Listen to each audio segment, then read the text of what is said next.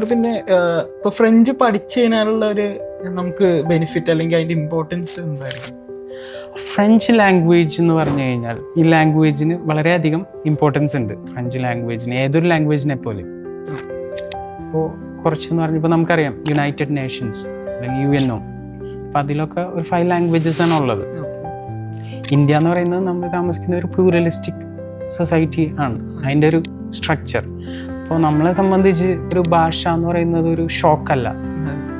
കാരണം നമ്മൾ ജനിച്ച് വളരുന്ന ഒരു സമയം തൊട്ട് നമുക്ക് തമിഴ് കേൾക്കുന്നു, TV ഹിന്ദിയിൽ കാണുന്നു, അല്ലെങ്കിൽ ഇംഗ്ലീഷ് ന്യൂസ് കാണുന്നു. ഒരു ഭാഷ എന്ന് പറയുന്നത് ഒരു പേടിപ്പെടുത്തുന്ന ഒന്നല്ല നമ്മളെ സംബന്ധിച്ചിടത്തോളം സാംസ്കാരികമായിട്ട്.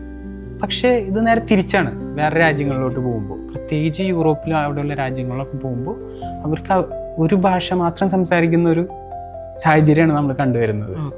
അല്ലെങ്കിൽ എല്ലാ വൈറ്റ് ആളുകളും ഇംഗ്ലീഷ് സംസാരിക്കണമെന്നില്ല. കാരണം നമ്മളെ കോളനൈസ് ചെയ്ത് ബ്രിട്ടീഷ് ആളുകളായതുകൊണ്ടാണ് നമ്മൾ ഇംഗ്ലീഷ് പഠിച്ചത്.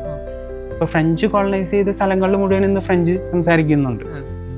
പിന്നെ ഫ്രഞ്ച് പഠിക്കുമ്പോൾ French language it self that is sophisticated. അതൊരു സോഫിസ്റ്റിക്കേറ്റഡ് ആയിട്ടുള്ള ഒരു ഭാഷ ആയതുകൊണ്ട് അത് നമ്മളെ ഹെൽപ്പ് ചെയ്യും.